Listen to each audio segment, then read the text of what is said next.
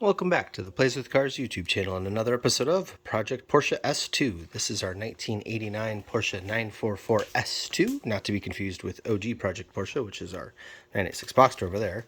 This is Dragon Slayer. This is the car we bought in Florida, drove cross-country to Washington State in one go, hitting Tail the Dragon along the way. Now, one thing that happened to the car during the trip is we lost one of these bumper buttons. It just plain old disappeared.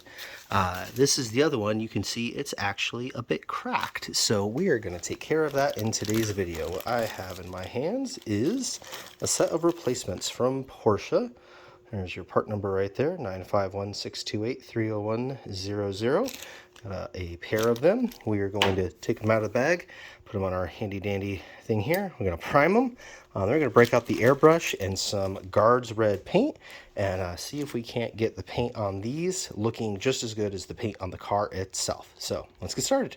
So just open the package, and interestingly enough, they come pre-primed. You can see the little black mark there where something held onto the plain black plastic.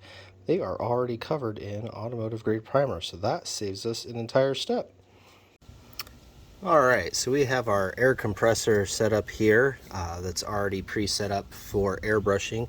It's got a moisture trap on it, a pressure regulator down at the lower PSI that you need for an airbrush, and this airbrush. This is a master airbrush. It's a cheap entry-level one. I think these are Hobby Lobby, Michaels, that kind of thing. But it's a dual action internal mix. What dual action means is when you press the button here, you've got down and you've got back. One of them is air and one of them is paint. Not sure which is which on this one because I've never used this particular airbrush before. I've got 3 airbrushes, so it's the first time using this one, but it's just a gravity feed. It's got a built-in cup there. So what we're going to do is take our paint. In this case, this is what came with the car, some Dr. Color chip in Guards red. And I have already shaken this up off camera and stuff, but just pop that open and we will squeeze that out into the cup and see what it looks like. So for airbrushing, you want kind of the consistency of milk. That is a bit thick, so we're going to have to add some thinner or reducer to it, some flow improver in order to get it to flow through the airbrush. I'm just got to figure out if it's acrylic or enamel. Alright, so how the airbrush works is it has this needle inside, this piece right here, with the nozzle on that side. And you push down, that controls your airflow, and when you pull back, that actually moves the needle. And the more the needle moves back, the more paint you get out of the cup. So with the dual action, you've got the combination of going up and down on this button and back and forth. So you have this whole fine range to play with as far as what you want your spray pattern to be. Now this airbrush ended up being really terrible, so I'm going to get one of my good airbrushes out instead of messing around with this thing, but that is the basic primer on how they function. Alright, so we have finished airbrushing the color onto these. Wait for those to dry and cure, and then we will clear coat them.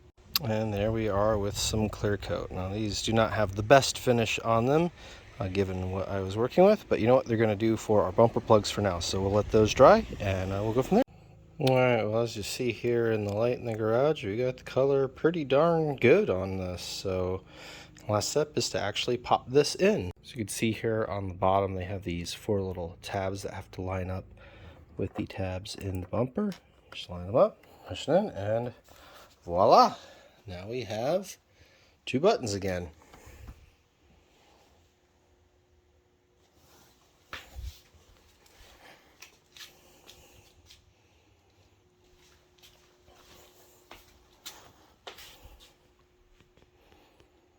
Not the best color match in the world. They are a shade darker, likely due to this being the original paint on this car, but you know, they will work for now.